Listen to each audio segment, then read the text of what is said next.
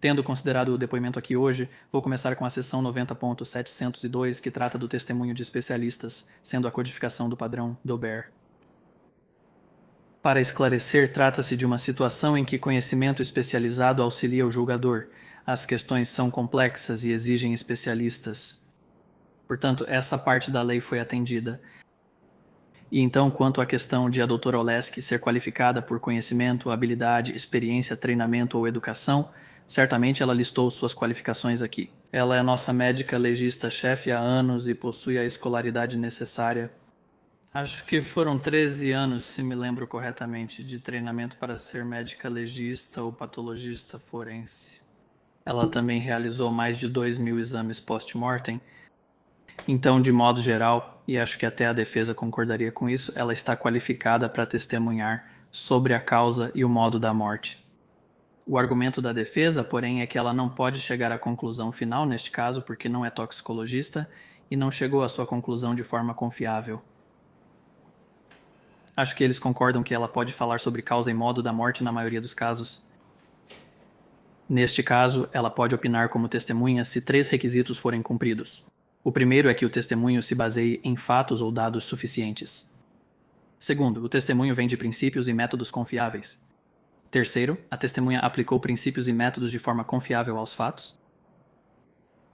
Li várias decisões antes de vir ao tribunal hoje, só para ter certeza de que eu tinha o entendimento correto em mente enquanto ouvia o testemunho. Uma delas é Williams versus Leesburg Regional Medical Center, Incorporated 430 Southern 3rd 961, do 5ª Corte Distrital de Apelação, em 2026. Isso representa várias proposições, mas eu gostei porque meio que deu uma visão geral de que o proponente tem o ônus de estabelecer a admissibilidade. Também fala sobre primeiro determinar se o indivíduo se qualifica como especialista e depois o que está sendo determinado em termos de confiabilidade. Eu citei essa opinião anteriormente quando estava proferindo uma decisão para permitir o testemunho do perito da defesa. A confiabilidade é avaliada pela metodologia do perito, não por sua opinião final. Também mencionei outros fatores não exaustivos. Também acho que este caso é importante porque estabelece o equilíbrio cuidadoso exigido pela função de controle do tribunal de primeira instância. Por um lado, o tribunal deve garantir que o depoimento do perito utilize na sala de audiência o mesmo nível de rigor intelectual que caracteriza a prática de um especialista na área relevante. Por outro lado, deve permitir que o sistema adversarial trate de qualquer fragilidade em um depoimento que seria admissível. A exclusão do depoimento é a exceção e não a regra. Um tribunal de primeira instância pode excluir o depoimento de um perito se houver lacuna analítica grande demais entre os dados e a opinião apresentada. O Estado mencionou o caso Huck, que é um dos casos que eu li. Acho que vi isso pela primeira vez em Cardona versus State 299, Southern 3rd, 1142, Terceiro Tribunal Distrital de Apelação, em 2020, onde diz que um médico legista pode apresentar uma opinião sobre a causa da morte obtida por eliminação de outras possíveis causas. E há uma citação ao caso Huck. O próprio caso Huck está em 881 Southern 2nd 1137 do 5º Tribunal Distrital de Apelação, em 2004. Então, é uma decisão um pouco mais antiga, mas foi citada recentemente em 2020. Este caso afirma que um perito médico pode opinar sobre a causa da morte usando o método de exclusão. Nesse caso, o médico legista relatou o exame do cérebro, coração e abdômen da vítima, sem encontrar indícios de doença ou de qualquer condição que sustentasse uma causa médica da morte. Havia causas médicas específicas mencionadas durante o depoimento. O médico legista reconheceu que essas causas, indetectáveis na autópsia, embora possíveis, eram improváveis devido à idade, saúde e falta de histórico médico da vítima. Vou entrar nos fatos deste caso em um momento, mas certamente sabemos que, neste caso, a doutora Oleski não pôde analisar todos os órgãos porque a vítima era doadora de órgãos, mas havia áreas que ela conseguiu analisar.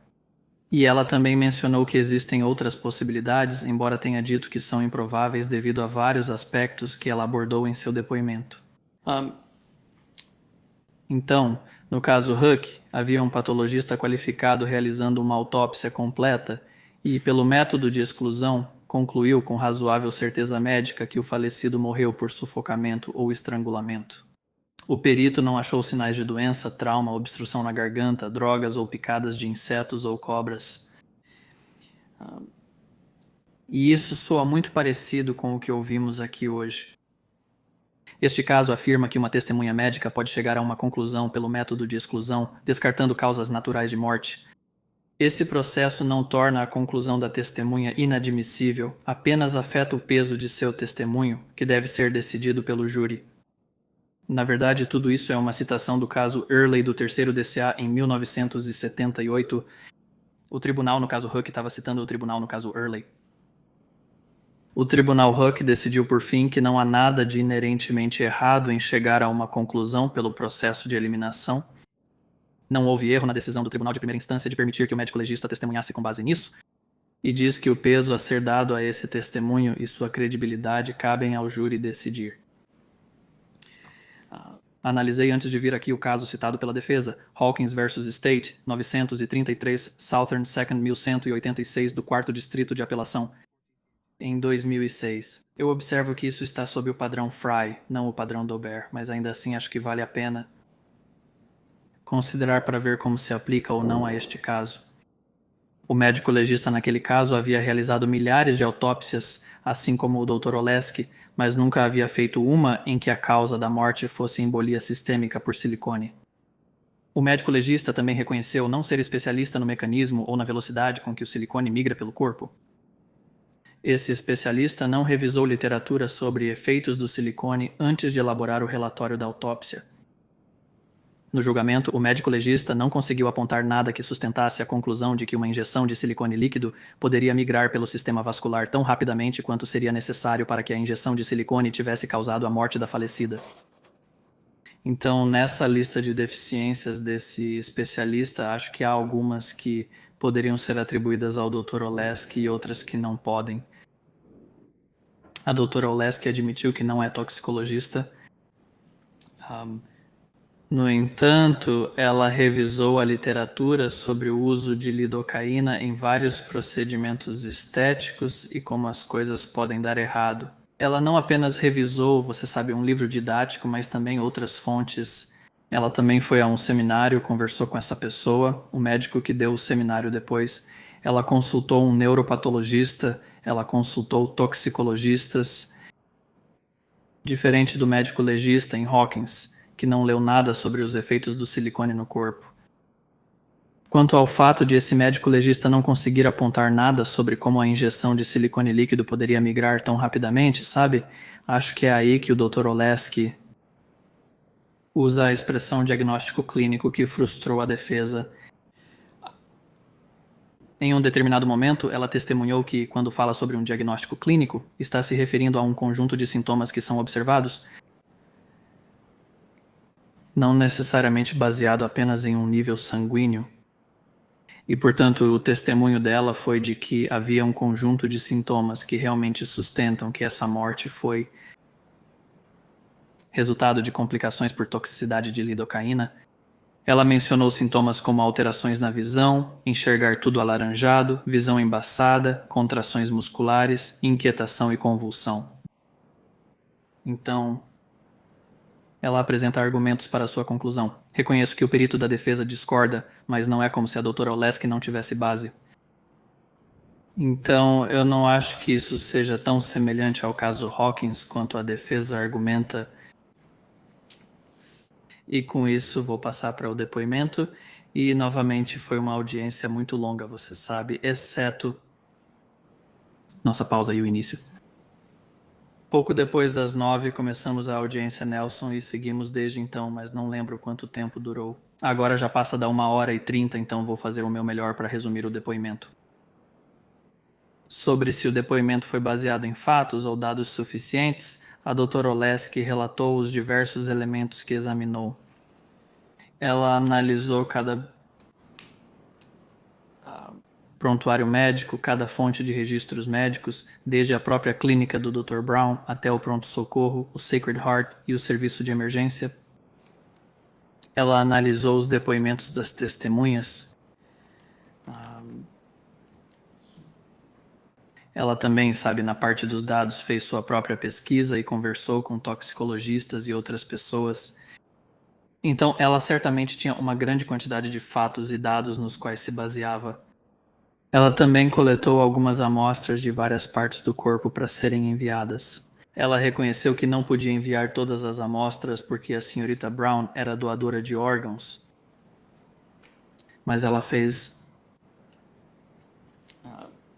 enviar algumas amostras que ela pôde.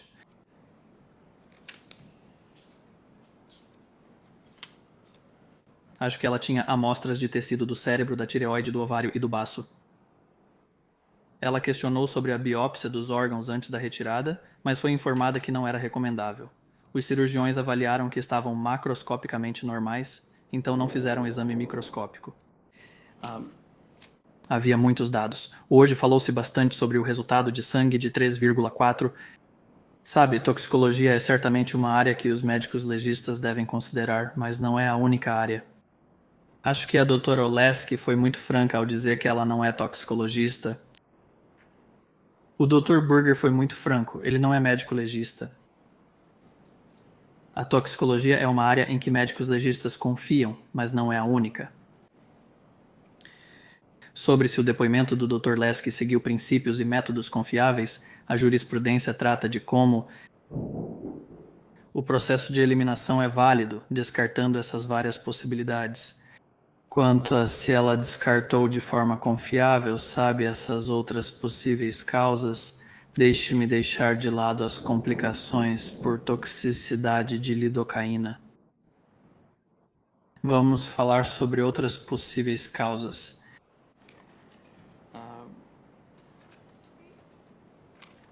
Deixe-me pegar minhas anotações sobre isso. Ela determinou que não era uma embolia gordurosa pulmonar, não era uma infecção. Pelo que ela pôde concluir, não era um problema cardíaco congênito. Novamente, ela não pôde examinar o coração, mas chegou a investigar.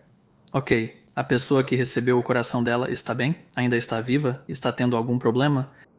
6 meses após o transplante, todos que receberam órgãos da Sra. Brown estavam bem. Ela afirmou que não foi overdose de benzodiazepínico.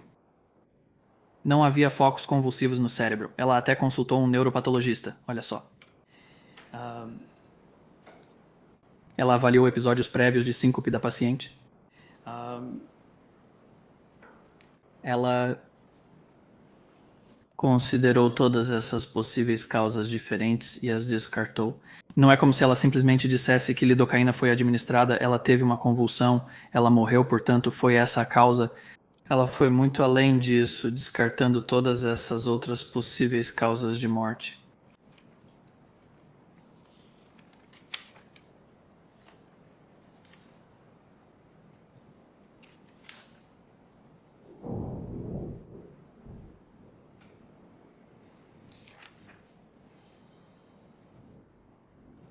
Ela também observou que não havia lesões no sistema vascular principal, não havia locais de perfuração. Sabe, a cada passo ela estava analisando quais seriam outras possíveis causas. Mais uma vez, ela realizou uma pesquisa significativa sobre toxicidade por lidocaína e complicações decorrentes desses procedimentos cirúrgicos. Ela analisou as diferentes formas de administração da lidocaína, seja por meio de uma solução tumescente ou...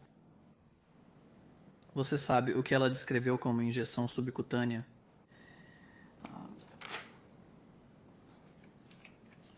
Ela realmente testemunhou que o método de exclusão é comum entre os médicos legistas, e sabemos pela jurisprudência que isso é verdade.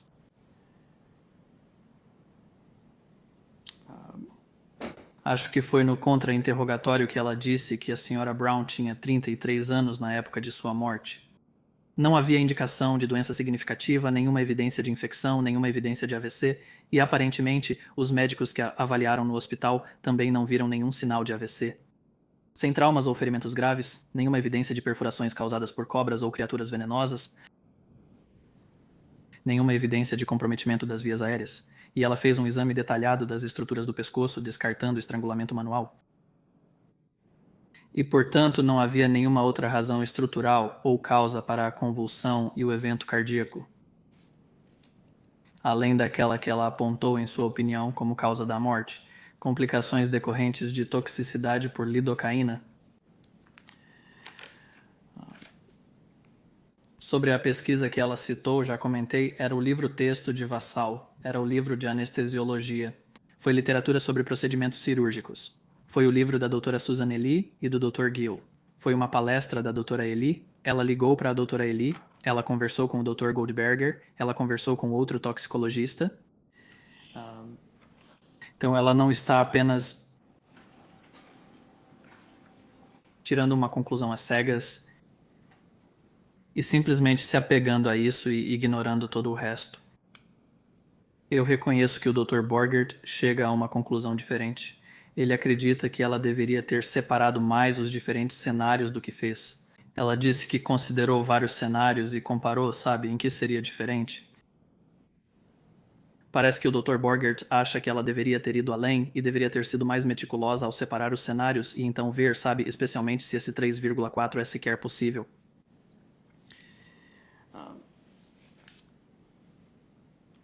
No fim das contas, acredito que o depoimento aqui hoje estabeleceu que a doutora Lesky tinha fatos e dados suficientes. Os princípios e métodos dela para chegar à sua conclusão são confiáveis, e ela aplicou esses princípios e métodos de forma confiável.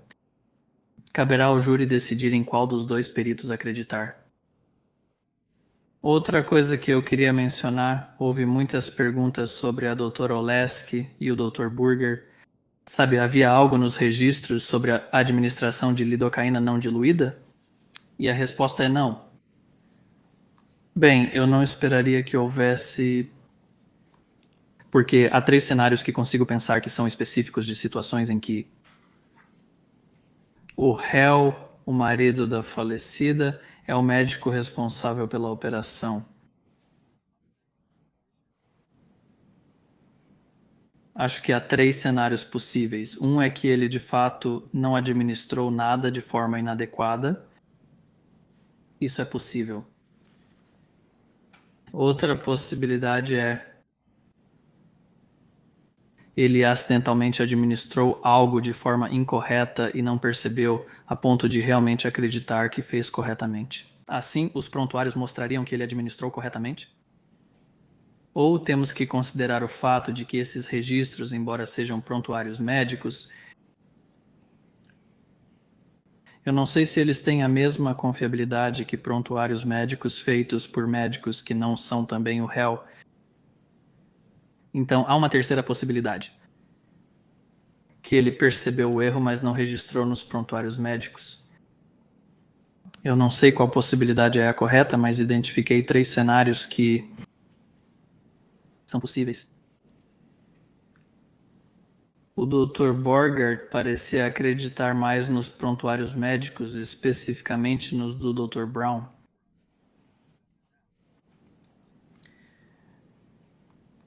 Mas não posso ignorar o fato de que o réu foi quem os escreveu. Assim, de certa forma, eles servem aos interesses dele. Então, diante de tudo isso, concluo que a moção deve ser negada. O júri deve ter permissão para ouvir a explicação da doutora Oleski sobre o que ela fez e as conclusões a que chegou, assim como o júri deve poder ouvir, pela perspectiva da defesa, por que eles acham que essa conclusão está incorreta. Creio que isso é questão de valor probatório, não de admissibilidade, e cabe ao júri decidir. Assim, com respeito, senhor maior, nego o pedido. Sim, este aqui. O tribunal vai emitir uma ordem por escrito? O senhor quer que eu redija uma ou como prefere lidar com isso? Vou registrar uma ordem por escrito apenas para formalizar a decisão, mas já expus em ata meu raciocínio detalhado, então vou apenas citar que hoje tivemos essa audiência, ouvi esse depoimento e, pelos motivos anunciados em ata, o pedido é indeferido.